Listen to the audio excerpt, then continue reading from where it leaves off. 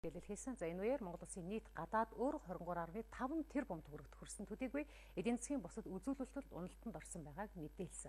Хаалттай хийсэн мэдээллийг сангийн яамнаас олон нийтэд нээлттэй болгож байна.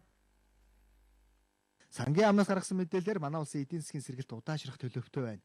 Улсын санг аривжуулах мөнгөний нийлүүлэлт, гадаад худалдаа, банкны систем, төлбөрийн тэнцэл ерөнхийдөө хасах гарсан. Тухайлбал гадаад валютын нөөц энэ оны 6 дугаар сарын байдлаар 1 тэрбум 296.6 сая ам.доллар болсон байна. Үүнийг 2013 онтой харьцуулахад 4 дахин буурсан үзүүлэлт юм.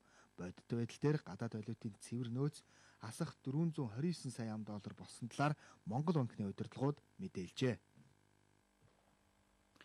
2009 онд Монгол Улсын гадаад валютын албан нөөц 1 тэрбум 327.4 сая доллар байсан болвол 2012 онд энэ тоо огцом өссөн та бүхэн харж байна.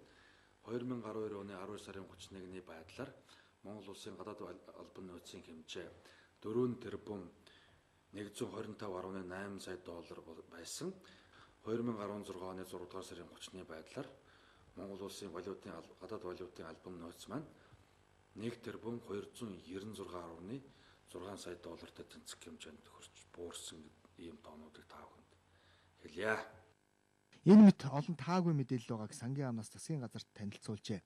Эдийн засгийн хүнд байдал иргэдийн амьдралд нөлөөлж, төгрөгийн ханш огцом унж байгаа нь байдлыг улам зордуулж байна. Сангийн яамны судалгаагаар төгрөгийн ханш гол худалдааны валютын эсрэг өнгөрсөн 4 жилийн хугацаанд 58 хүртэлх хувиар суларсан.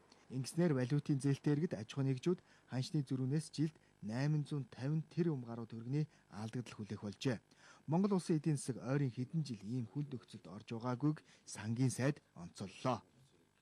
Хөдөлд байгаа 19 оны дуустал 3.6 жилийн туршид Монгол улсын эдийн засгийн одоогийн нөхцөл байдлыг хуулиудыг өөрчлөхгүй, бодлогын өөрчлөлт хийхгүй болвол нийтдээ 25.5 их найд төгрөг зөвхөн төсвийн дутагч байгаа их усурыг санхүүжүүлэхэд шаардлагатай гэсэн ийм бодит тоо гарсан. Монгол улсын төөхөнд байгаагүй хамгийн хүнд нөхцөл байдалд Монгол Улсын засгийн газар их хурал энэ удирдлагын их хурал орсон гэдгийг та бүхэнд хэлье.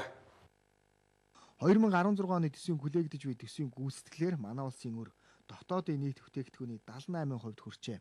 Тодруулж хэлбэл улс олсон 5 тэрбум төгрөг тутмын 4-ийг нь өрөнд үлдсэн 1 тэрбум төгрөгөөр бусад бүх зардлаа санхүүжүүлэх хүнд нөхцөл үүсээд байгааг тэрээр хэлсэн юм а. Улс орны эдийн засаг санхүүгийн нөхцөл байдлын талаар хийсэн сангийн сайдын мэдээллийг цагийн хүрт хөтөлбөрийн дараа та бүхэн бүрэн гэхээр нь хүлээн авч үзээрэй.